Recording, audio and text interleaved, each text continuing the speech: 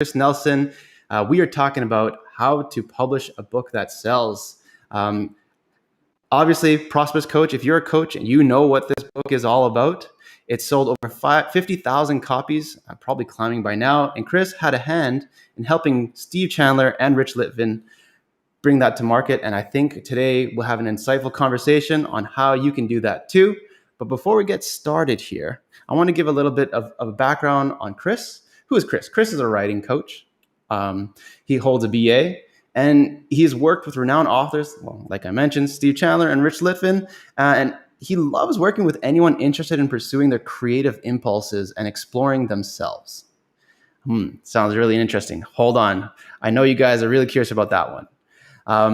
And if he wasn't doing what he's doing now, he'd probably be writing, playing music, and probably teaching on some level. So without further ado, Chris, welcome to the show. How are we doing today? Good, thanks. Thanks for having me.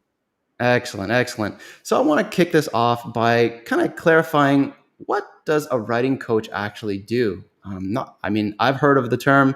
People who are watching may have heard of the term, but what challenges does a writing coach help their clients overcome? Can you answer that? Yeah, it varies a lot with from client to client. I started doing editing, which was more words and things like that. Books like The Prosperous Coach and other books. You know, some people need minimal help getting their words on the page, and other people want more help finding ways to express themselves and their ideas. And the reason that I sort of shifted more into coaching is because it became clear with a lot of different writers that I was helping them find new ways to explore themselves and to express themselves. And for example, if somebody's writing a memoir, you'll come across a story that's really interesting, but they've sort of glanced past it.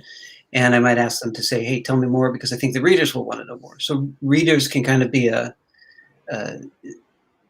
fill-in audience. Like, what will the readers want to know? Sometimes that is a good invitation to explore a question more and learn more about yourself. And I think that, like with coaching, you know, people are very rich, diverse, interesting, and they have a lot of depth.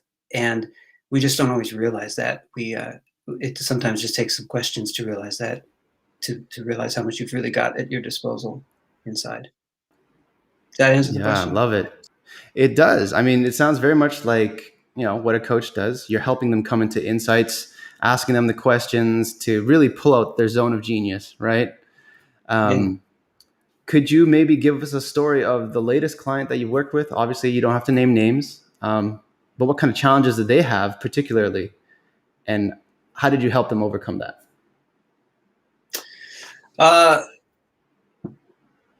Let's see. One woman, for example, a lot of the times it has to do with self-belief. Am I a good writer or not? Will anybody want to read what I have to say?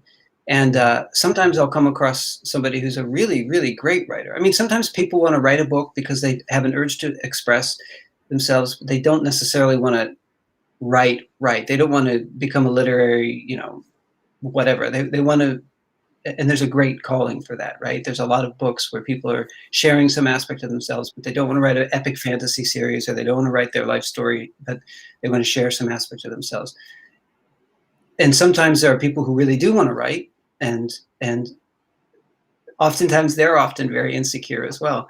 And so it's pleasant to me when I, for example, someone contacted me and said, you know, I hear you do this writing coach stuff, and I hear you can help me get my book out, but I don't even really think it's any good. And so we started talking about it, and she didn't think it was a great book. And she thought, well, maybe I should try to write something else, but I'm a different person now than I was when I wrote that book, and so on and so forth. So I got it. It was very nice. It needed editing and help. Like anything I write, anything anybody writes needs some editing and help. But it was nice because she was going to throw it away. And it actually is a brilliant book. So it was, I guess it was a kind of a journey of self-belief, if I want to encapsulate it that way, where she just needed a little bit of positive feedback and to recognize that the writing was good. And I think, you know, we struggle with this all the time. I struggle with this when I write something. You know, I might think this is the best genius thing that I've ever seen, and then I'll wake up in the morning and I'll be like, oh my God, oh my God, and then I won't look at it, and then later on I'll think it's genius again. And maybe I'll come to some sort of objective understanding at some point, but it helps to have a kind of feedback to discuss what you're doing, to realize what it is that you're doing. Because sometimes you write and it's in a vacuum, and you have no idea if it's good, no idea if it's saying anything that anybody's going to want to read. You don't know if the grammar is good and all of those technical things as well. So so that's one case, you know. Yeah, is that kind of getting to what you're asking? Yes, definitely. Self belief, as me as a life coach, that's what I work with my clients as well. And I love how it's transitioned into well. So, guys, if you're a coach, you know what's going on. You're helping your clients believe in themselves, see the possibilities, and lean into that discomfort so that they can get past themselves, because oftentimes they keep holding themselves back. Does that resonate with you? Yeah, very much so. Um, yeah, I'm trying to think of how it exactly.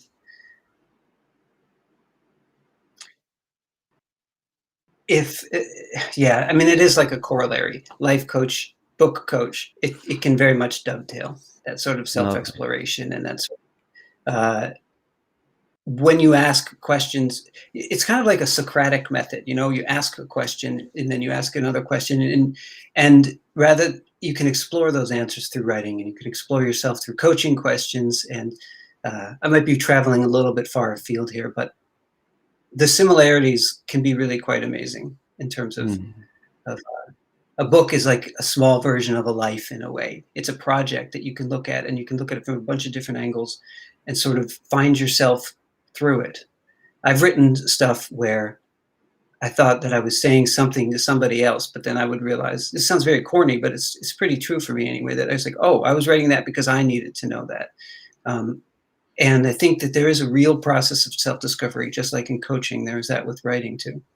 I think Mm. that's true even if you're writing like a horror novel or a fantasy novel or something where you think that this is totally disconnected from reality, but it's still an expression of some aspect of yourself that you're interested enough to write about. So, Love it. Love it. Self expression. And yes, I mean, journaling is one form of writing. yeah, People tend to use that I've found to slow things down, really get their thoughts on paper.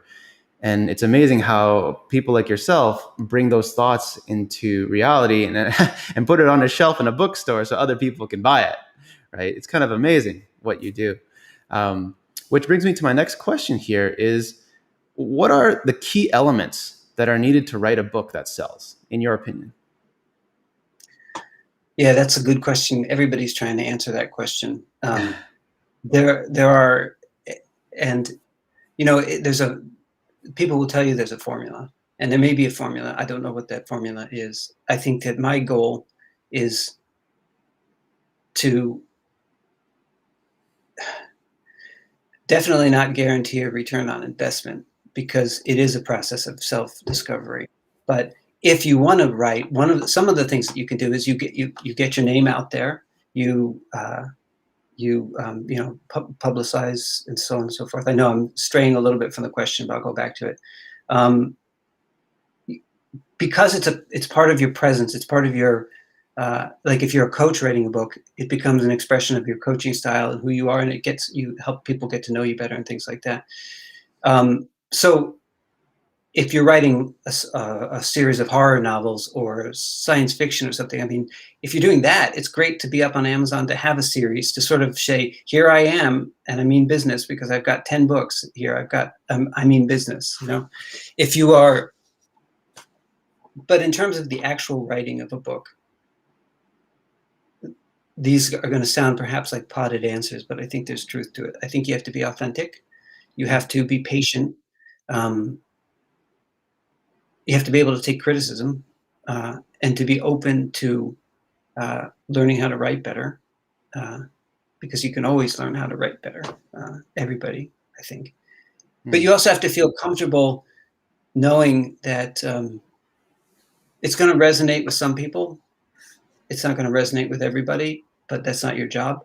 Uh, my impression is that even big publishers have trouble selling books. They have ways to try to figure out how to sell books. And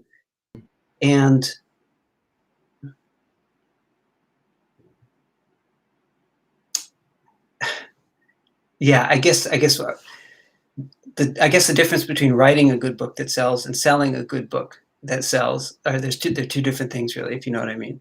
Writing a good book is different from selling a good book. I used to work for a literary agent, and I've submitted books of my own to literary agents before. And one thing you learn quickly is that they all have their different styles and their different interests. And you could send them a beautiful book that was really, really good, but if it's not about what they're interested in, they're not going to pick it up. They're not going to help you sell it. And that's legit in a way, because they have to believe in what they're selling. That's their skin in the game. They'll get 15% or whatever of the sales, and they have to push it. And then publishers, they're cautious about these kinds of things too, because they're going to invest some money. I don't know how much that is. It depends. If you're Oprah, they'll invest a lot of money in getting the book out there and making sure everybody knows about it. But a lot of authors still expect to have their own platforms and to have their own following and so on and so forth. So sales are dependent on a whole bunch of things. And I would suggest that if you want to write a book, you should try to write a book. And you can do all sorts of prep for it and say, what's my audience going to be? What kind of a book do I want to write? Think about all of those things ahead of time. Maybe read a little bit about how to frame a story, how to frame your ideas, and then go for it. And you'll learn a lot along the way regardless. You'll learn about writing as well. And you'll, it's a microcosm of, I've written chapters that I thought this is really great. And then I realized, I'm going in completely the wrong direction. So I have to throw them all away. But I know I'm kind of saying a lot here. Is any of this resonating or? Yeah, no, totally it is. What I'm hearing in it, and it's becoming more clear, is that it really depends on the content and the readers, right? If they resonate with it, they'll promote it. You can't satisfy everybody, and that's something you should go into the game knowing, right? Yeah. And really, so it's a matter of, just like anything in life, if somebody doesn't like it, say you're going to a publisher, do you just another one and say, here, what do you guys think? Would you say that? You keep shopping it around, and that's what everybody does. I mean, I think J.K. Rowling with Harry Potter had, I can't remember, some incredible number of submissions before it was accepted. The publishing world is filled with stories like that. This book was rejected 1 million times, and then it became Gone with the Wind or whatever. But having said all that, I know that there are people out there who will try to help you sell your book, and it will have to do with getting a platform thing and stuff like that. So don't just take my word for it. If you're interested in figuring out ways to sell the book, go ahead. And it does help to sort of know what you're going to write and decide on a topic. And some topics, definitely there's a market for more than others right now. So awesome. So we have a question from the audience here. This is from Leonie, and she's saying, how do you look for a fit book coach for you? If I'm understanding this correctly, how do you know a right book coach is the right one for you? How do you know you're a good fit? Yeah, that's a great question. I don't know always when somebody comes to me whether or not either of us is going to do well together. So I will look at their book for an hour or two or more, depending, and read through it, give some comments and sort of stuff. And that will help me determine if I'm a good fit. And I think that it's like working with anybody. You just sort of have to feel if you have a vibe, if you see, it's not my model to charge like a lot of money up front. It's my model to sort of figure things out first. So I would, if I were a writer looking for a book coach, I would personally hesitate to plot down $5,000 or something until I really knew that it was going to be a good fit. It's a little bit different from coaching in this area because books require different levels of editing, and sometimes they need some support from the ground up in terms of structure, content, and all that sort of thing. And sometimes books are really pretty far along, but they need gentler versions of that. And sometimes editors don't understand what the writer wants, and so there's a bit of a challenge in terms of it's like when you go to a writing workshop with a bunch of other writers. you might bring in a story and somebody will say, this is really great. Why don't you have XYZ happen? Why don't you have the guy get killed here instead of here? And they are not connected to what you're really trying to do. It can be really good advice sometimes, but it can also just be completely off base. So you kind of have to work with someone, or at least talk to them extensively first, and sort of get a sense of what you're getting yourself into, and if they're really going to be able to support your book. There are books that I'm sure I couldn't support. I've gotten like some financial books, for example, where part of the problem was that my knowledge level was simply not there in stocks and trading and things like that. So I could help the guy with, well, I could tell him what I didn't understand as a layperson, and I could help him with grammar and sort of, is this idea explained in this way here? Is it repetitive, and so on and so forth? But ultimately, I don't think I was that helpful because I couldn't really answer the questions that he needed answered in terms of content. And also, I wasn't fully engaged with it myself. So it wasn't, he's a great guy, but we moved on. Yeah, definitely. I mean, those are really great points that you bring up. It goes similar for any coaches. How do you know if a coach is the right fit for you? You know, having that first discussion, seeing if you're a good fit. What's interesting is what I caught in what you just said there, the level of knowledge that you bring to the table when you're editing or helping as a writing coach needs to be at a certain level in order to give the full experience in term or be a full service, because I'm assuming in order to give the best guidance, you have to have that foundation. Am I hitting something? Yeah. Okay. Totally. Yeah. And I love to relate these things to coaching because, and I know you're leaning more into that whole coaching side of it all. The great part of coaching is that you don't need to know or be a professional or specialist in that field, right? Of whatever they're dealing with. You can guide them along using your powerful questions.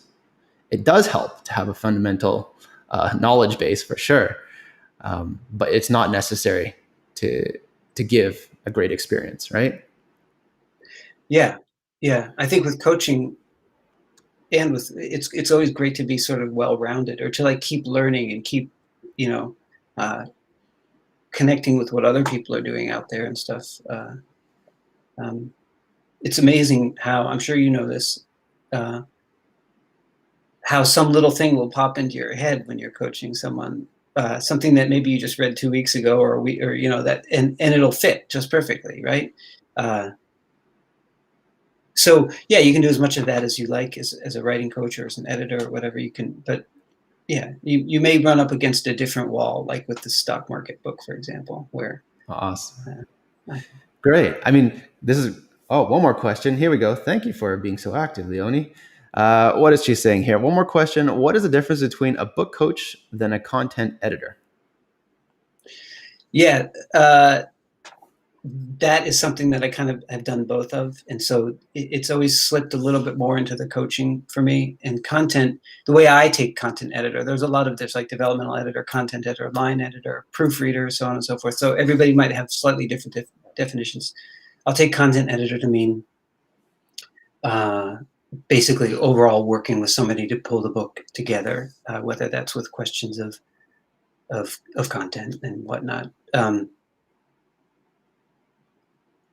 When I was just doing content editing, when I wasn't doing as much coaching, which wasn't for that long actually, I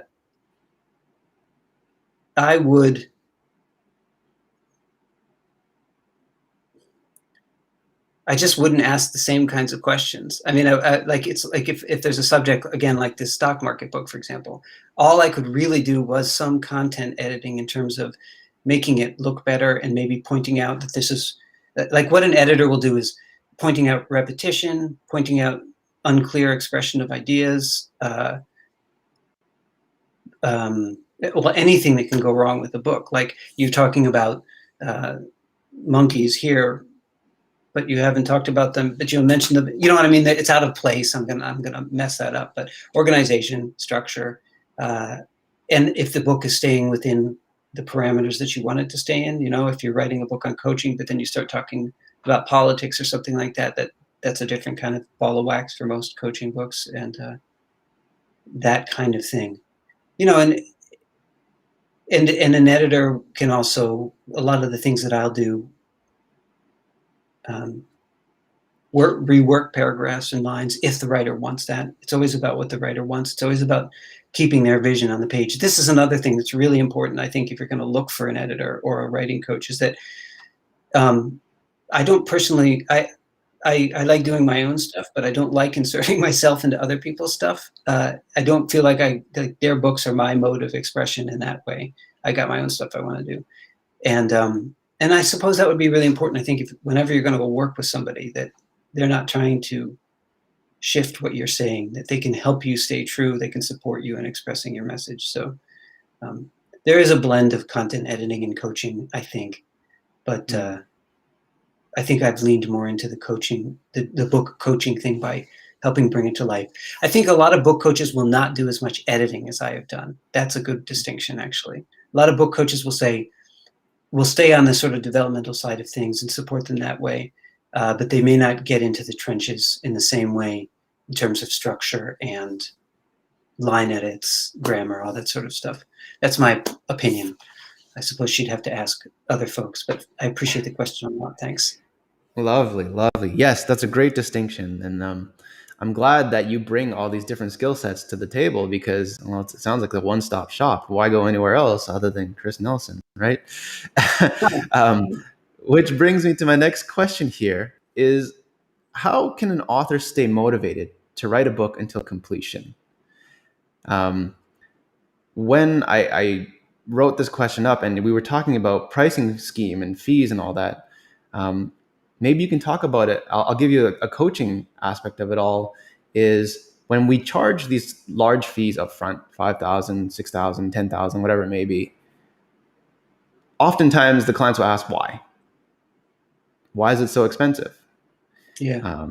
And a lot of the times they think that they're paying for time, when in reality, they're paying for the insights and the shifts. So they're actually growing exponentially as the coaching conversations go on. And part of it also is paying those large fees is half the experience.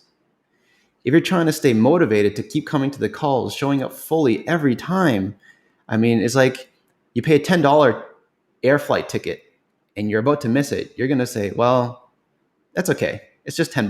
Yeah. But if you pay $10,000, you're going to be sure as hell you're going to be on that flight, button seat and flying to wherever you're going, right? So maybe you can talk about that and how people can stay motivated to write their book until completion. Yeah, I guess it's two different issues. I suppose if you're paying up front, that is a motivation. And there are other motivations for coaching too. Even sometimes when you pay, right, you may still need somebody to put it into a kind of context for you. Like, why is this important to your life? And it has to do with values in coaching and stuff like that, in part. What's the bigger picture? Why are you doing this? Why do you want to do this? Why do you want to change? And with writing, I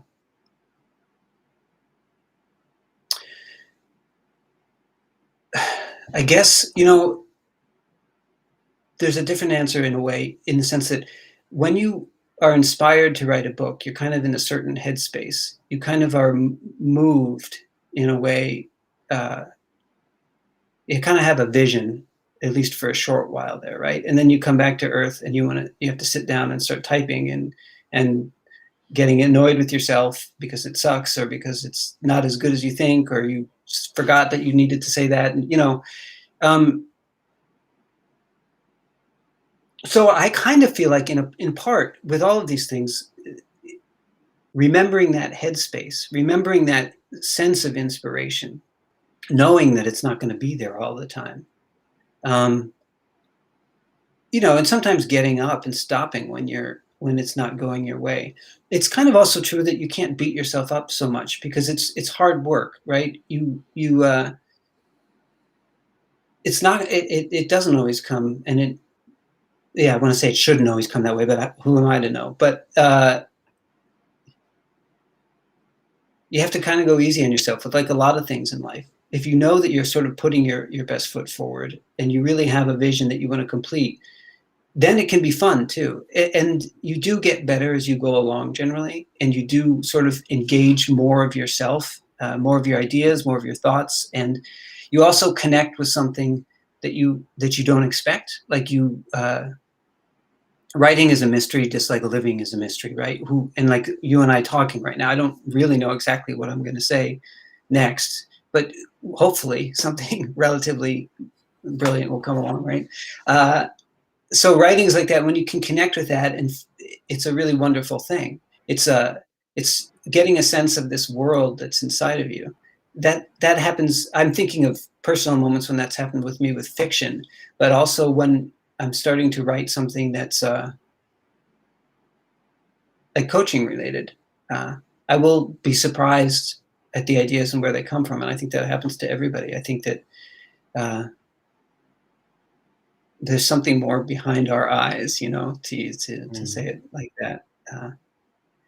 So as far as motivation goes, I guess that's important. That might be bigger picture motivation. There are little things about motivation too, in terms of getting a routine going. This is another thing I'm learning with coaching, right? There's the difference between goals and routines. I want to write a book. I want to finish a book, maybe have a routine where you, this might be a Steve Chandler thing that I heard, I'm not positive, but you get a routine, you set up a routine instead of saying, I'm going to write this whole book. Like every morning for 30 minutes, you're going to write, period. And you don't have to make it, doesn't have to be genius. It just has to be something that you do.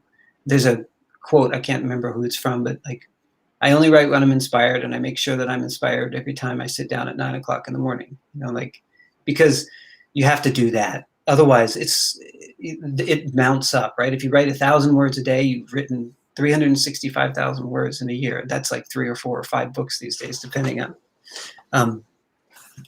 But I think honestly, I could say all sorts of stuff like that. I think honestly, one of the best things to do is not be super hard on yourself. Know that you want to do this. If you want to do this, know that you want to do it. And even if you go a week without writing, don't be hard on yourself, because it'll just make it harder to sit down and write. And the more you stay out of that loop of writing, the harder it is to get back into it, in my experience. And don't add to your woes by beating yourself up over it.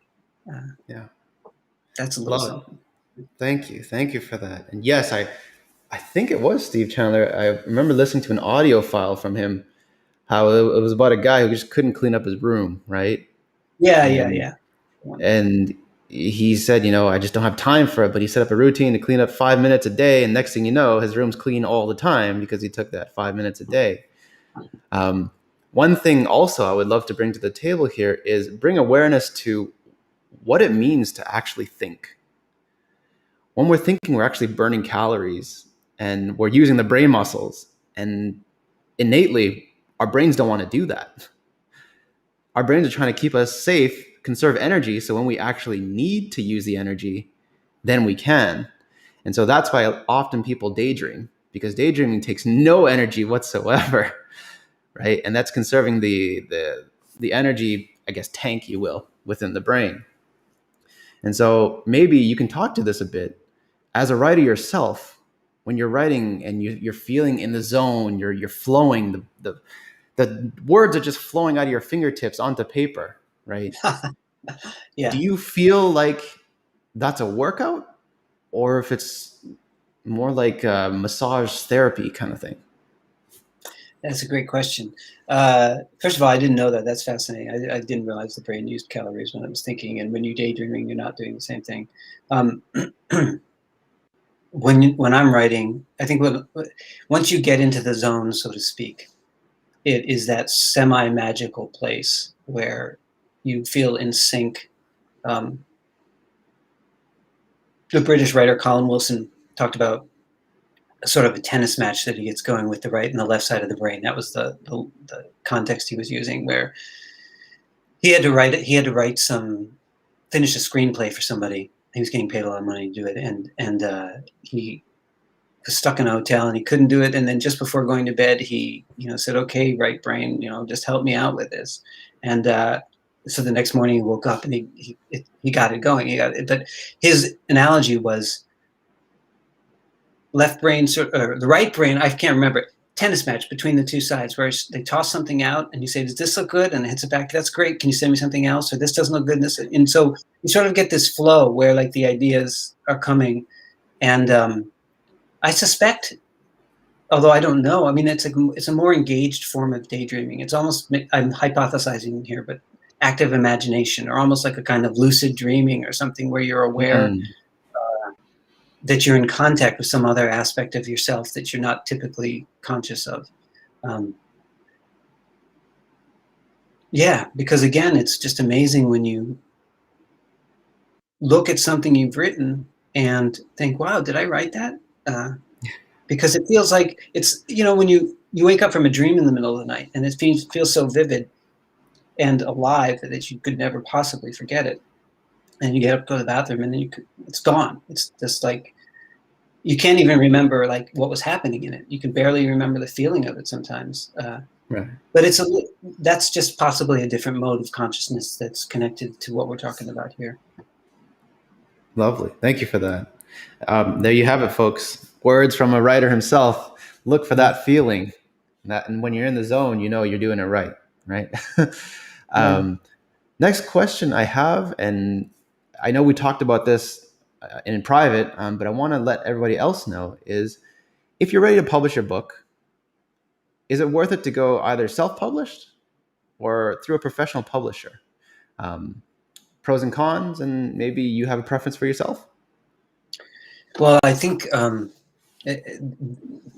answer is going to be different for everybody, in part because there are certain books that publishers want. I think there are certain, and there are other criteria too, like your following and how long you've been at it.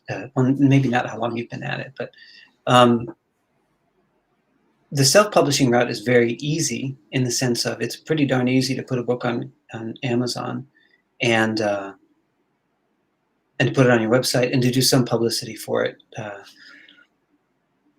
The publishing route with a traditional publisher, you will often most likely go through a literary agent. So first thing you have to do is get your book accepted by a literary agent. And that can be its own process of writing. You write a query letter, you send that query letter, you tailor that query letter to the different agents that you want to write to.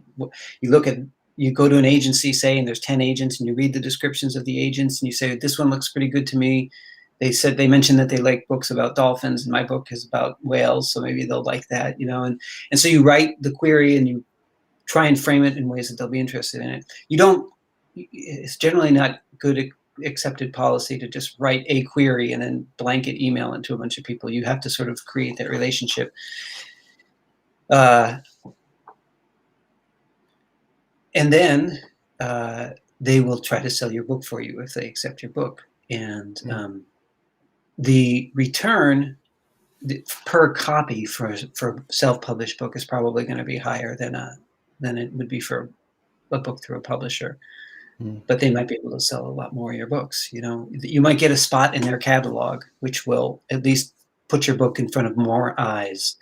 They will probably still expect you to do a lot of the publicity for the book. I think I mentioned that. And they will hope that your platform is going to help sell the book. So if you have a huge Instagram following, if you're a mover and a shaker, then that's going to be something that appeals to them too. I'm not entirely sure what it was like in the older days before Instagram and all of these social media things could help sell books so much. But obviously, if Hemingway's submitting books or writing short stories, or lots of the other writers in the 30s, 40s, 50s, they had to be really good writers, or they had to have a subject that was really needed a book about it. But they obviously didn't have to have huge marketing platforms in advance. So that's just scratching the surface. Any other aspects of the question I could answer? Yeah, I mean, it's a great segue into the next question here is, what are the best ways to actually promote your book once it's ready to sell? You had mentioned about, your Instagram following, I guess your clientele, if you're a coach or consultant. In your professional opinion, what are some other best ways to promote your book once it's ready? Well, there's sort of advertising setups that you can use. You can do Facebook advertising, Amazon advertising. You can send your book to people that you think would be interested in, who might mention it. You can, maybe you could piggyback onto their big social platform or something like that. Mm. You can, what was I going to say? You can ask your readers. You can, a lot of people will put at the end of their Kindle book, I really hope you like this book. If you'd like to support the book, write a review, or write a review no matter how you felt about the book. Mm. Because Amazon reviews apparently are very big in helping to sell a book. If you have 3, 4, 5 reviews, it's not that great. But if you have 100 or 150, it's just the process of publicizing yourself. I'm trying to think of other good ways. There are message boards and Reddits where the book might catch on that way. Probably to not give up on it either. Like, you probably don't want to just put your book up on Amazon and then assume it's going to sell. You want to believe it has a life, and the more you're out there, the more the book is out there, the more life you can sort of give to each other a little bit, if you know what I mean. Yeah. Yeah, but otherwise, it's still a pretty tricky subject. Read more about it too, because there are lots of books out there about how to promote your book, and more ideas than I've given. I've seen lists of 20, 30, 40 ways, things you can do to publish to help promote your book. So Awesome. And I'm curious to know, we haven't talked about this yet, is what is the average cost of publishing a book? I mean, say a person has their book, the first book ever, kind of written, or just for a matter of example, a coaching book has 100 pages, written, done, ready to go. What are the costs that are associated with that typically? Well, what did you say about the cover? You do have to pay for that, right? Okay, so you have to pay for a cover art, cover. Okay. Yeah, well, so it's like a million different things you can do. Amazon has a cover creator where you can basically create your cover for free. You probably want to invest in getting a nice cover done that really represents your book. You can work with a cover designer. I've worked with cover designers who charge $100 and some charge $2,000. So it will vary. And yeah, all of these costs are going to vary. If you're going to self-publish your book on Amazon tomorrow, you could probably do it for extremely little cost. You have to pay for the copies that you're going to get. And if, say, you have a 200-page book that doesn't have any color pictures in it, the printing cost is probably like $4 or $5 or something like that. So and then you put your own price on it for $12.99 or $15.99, whatever it is. So it can be very inexpensive. If you start spending money on publicity and cover design, you want to have it, I think you want to have it look nice. You want to have it formatted properly. You want to buy an ISBN. If you just publish on Amazon, they'll give you a free ISBN. But this is something that I think all authors should look into in terms of, I don't know what it is in Thailand. And in the UK, it's a different word. I can't remember what it is, but an international book code and a Library of Congress number and things like that in the US. It is an ISBN in England too. But that's you go to the Bowker services and you buy a pack of 10 for $295 or something like that. Or because you need it.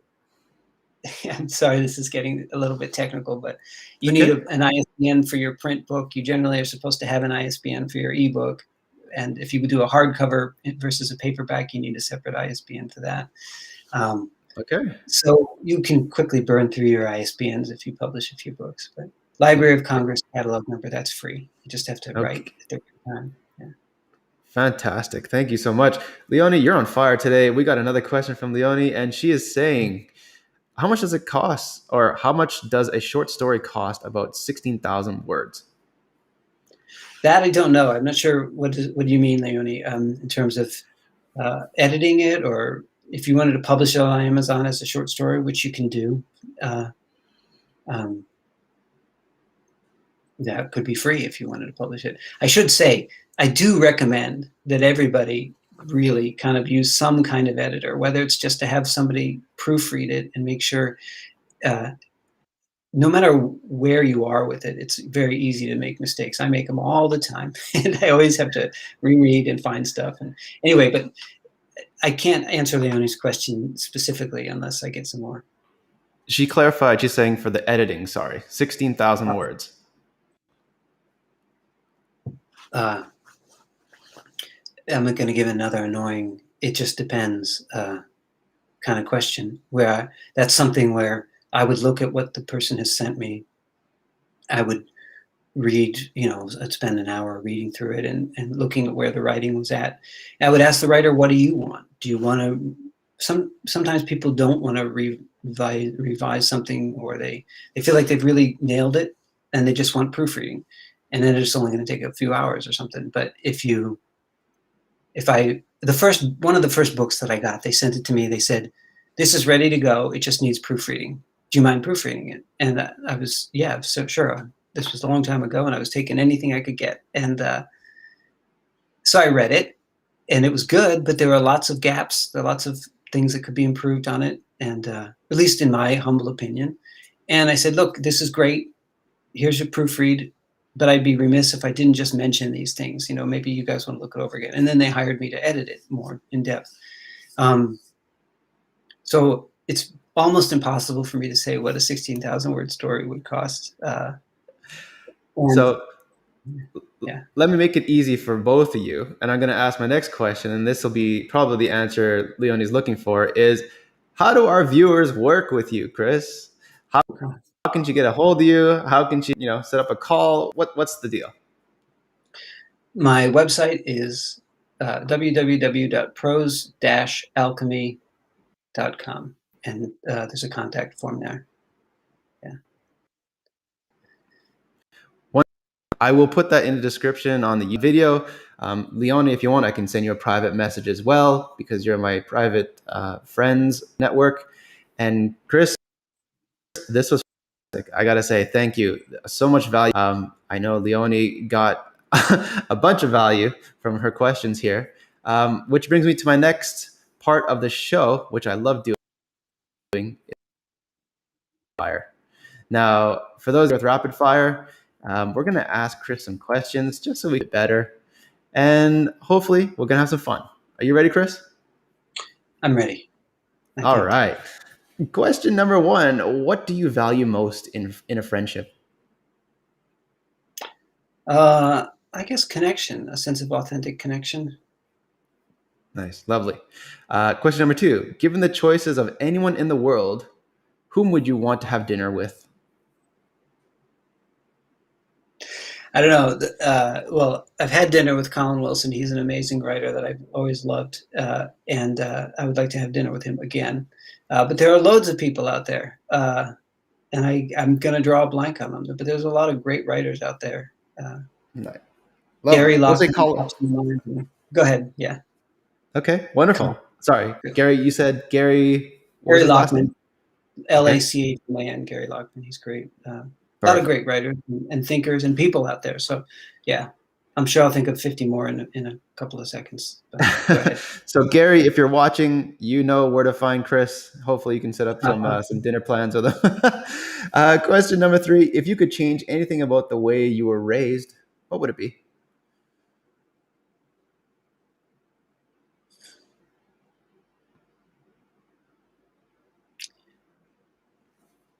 That's a great question. I don't know.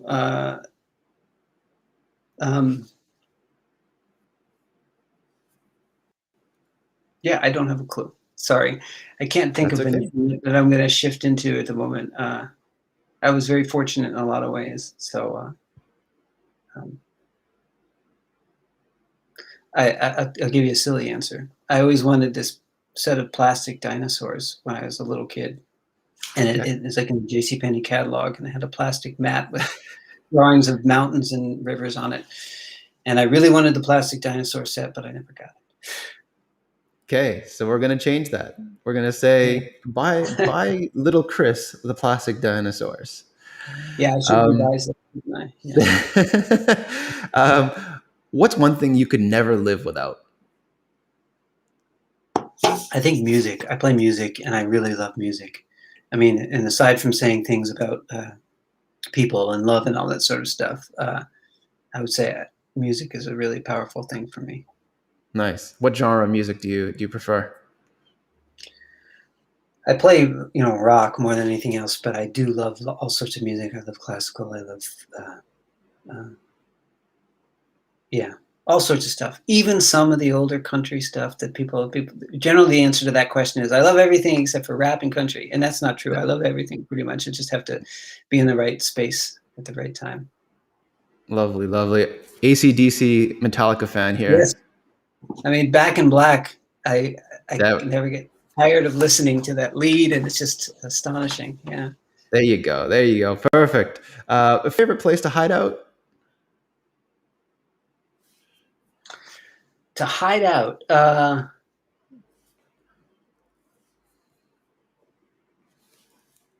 don't mind home with a book when no one else is around, but I also like going to the beach in the morning when nobody else is around. The Pacific Northwest, gray skies and black water, rocky shores. I like that. Lovely, lovely.